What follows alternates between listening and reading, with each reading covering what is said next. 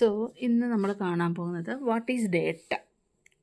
Different types of data are there: structured data, unstructured data, semi-structured data, like that.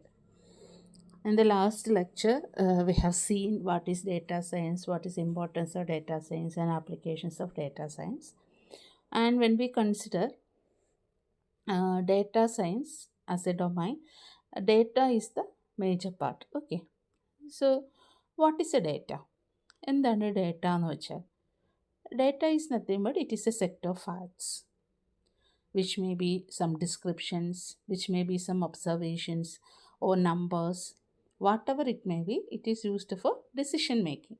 അപ്പോൾ നമ്മളൊരു decision എടുക്കാൻ വേണ്ടിയിട്ട് എടുക്കുന്ന ഏതൊരു ഡേറ്റയും ഏതൊരു ഫാക്റ്റിനെയും നമുക്ക് ഡേറ്റ എന്ന് പറയാം. അത് ചിലപ്പോൾ നമ്മൾ ഒബ്സർവ് ചെയ്ത കാര്യമാവാം, അല്ലെങ്കിൽ എന്തെങ്കിലും നമ്പേഴ്സ്, ന്യൂമറിക്കൽ വാല്യൂസ് ആവാം, അല്ലെങ്കിൽ എന്തെങ്കിലും ഒരു ഡിസ്ക്രിപ്ഷൻ ആവാം.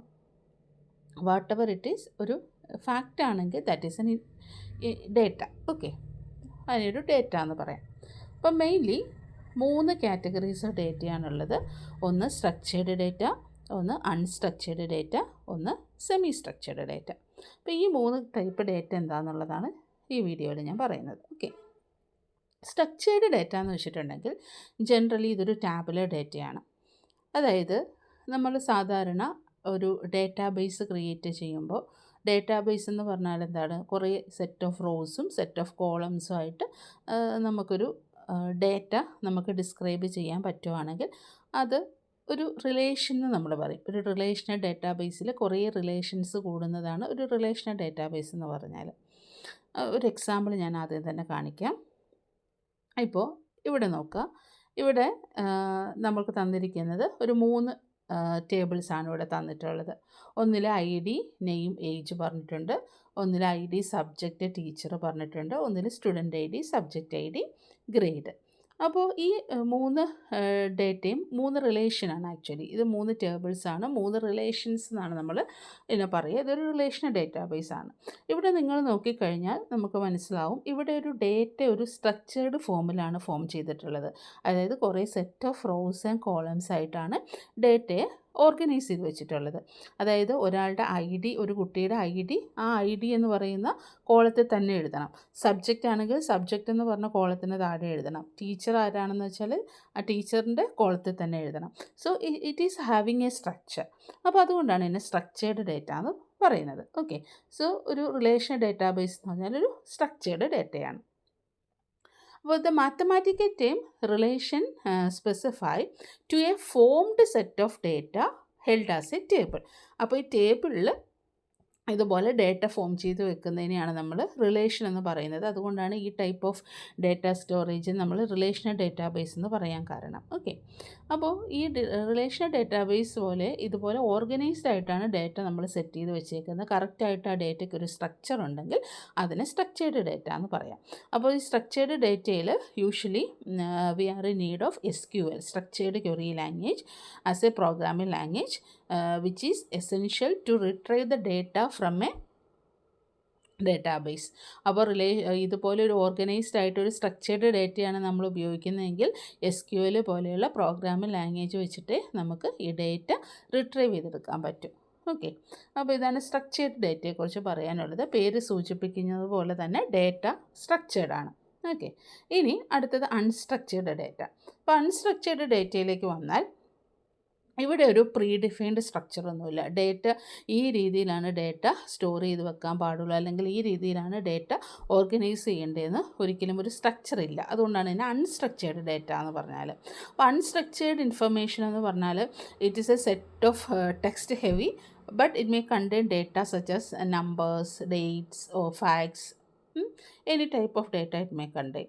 ഇപ്പോൾ ഫോർ എക്സാമ്പിൾ നമുക്ക് പറഞ്ഞാൽ വീഡിയോ അല്ലെങ്കിൽ ഓഡിയോ, ബൈനറി ഡേറ്റ ഫയൽസ്, ഇതിനൊന്നും ഒരു സ്പെസിഫിക് സ്ട്രക്ചർ ഇല്ല. അപ്പോൾ അതിനെയൊക്കെ നമുക്കൊരു അൺസ്ട്രക്ചേർഡ് ഡേറ്റ എന്ന് പറയാം. So all these are unstructured data. ഇപ്പോൾ ഇമേജസ് എടുത്തോട്ടെ, അതുപോലെ സോഷ്യൽ മീഡിയ സൈറ്റ് എടുത്തോട്ടെ, ഇപ്പോൾ നമ്മൾ ഏതെങ്കിലും ഇപ്പോൾ ഒരു ഇൻസ്റ്റയിലായിക്കോട്ടെ ഫേസ്ബുക്കിലായിക്കോട്ടെ കമൻസ് പല രീതിയിൽ നമുക്കിടാം, വീഡിയോസ് ഇടാം അല്ലേ, ഓഡിയോ ആയിട്ട് ചെയ്യാം. അപ്പോൾ ഇതിലൊന്നും ഒരു പർട്ടിക്കുലർ സ്ട്രക്ചറിലല്ല ഇതൊന്നും പോകുന്നത് അല്ലേ. അപ്പോൾ ഇഷ്ടമുള്ള രീതിയിലാണ് നമ്മളത് യൂസ് ചെയ്യുന്നത്. അപ്പോൾ ആ രീതിയിലുള്ള ഓർഗനൈസ്ഡ് അല്ലാത്ത സ്ട്രക്ചേർഡ് അല്ലാത്ത ഡേറ്റയാണ് നമ്മൾ അൺസ്ട്രക്ചേർഡ് ഡേറ്റ എന്ന് പറയുന്നത്. അപ്പോൾ ഈ ടൈപ്പിലുള്ള ഡേറ്റയൊക്കെ അൺസ്ട്രക്ചേർഡ് ഡേറ്റയാണ്. വീഡിയോ ആയിക്കോട്ടെ ഓഡിയോ ആയിക്കോട്ടെ, അതുപോലെ സെൻസറിൽ നിന്ന് വരുന്ന data, images, social media data, application logs, website logs, ഇങ്ങനെ വരുന്ന എല്ലാ രീതിയിലുള്ള ഡേറ്റയും നമുക്ക് അൺസ്ട്രക്ചേർഡ് ഡേറ്റ എന്ന് പറയാം. അപ്പോൾ ആക്ച്വലി നമ്മൾ ആദ്യത്തെ വീഡിയോയിൽ പറഞ്ഞതുപോലെ ഡേറ്റ എന്ന് പറഞ്ഞാൽ it is generating day by day അല്ലേ. അതായത് ഓരോ സെക്കൻഡുകൾക്കുള്ളിൽ millions of data is being generated. അപ്പോൾ അതിൽ ഇങ്ങനെ ജനറേറ്റ് ചെയ്യുന്ന ഡേറ്റയിൽ 80% ഡേറ്റ എന്ന് പറഞ്ഞാൽ ഇറ്റ് ഈസ് അൺസ്ട്രക്ചേർഡ് ഡേറ്റ. ഒരു 20% ഡേറ്റ മാത്രമാണ് അതിൽ സ്ട്രക്ചേർഡ് ഡേറ്റയുള്ളൂ.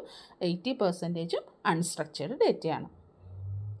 ഇനി വേറെ ഒരു അടുത്ത കാറ്റഗറി എന്ന് പറഞ്ഞാൽ സെമി സ്ട്രക്ചേർഡ് ഡേറ്റയാണ്.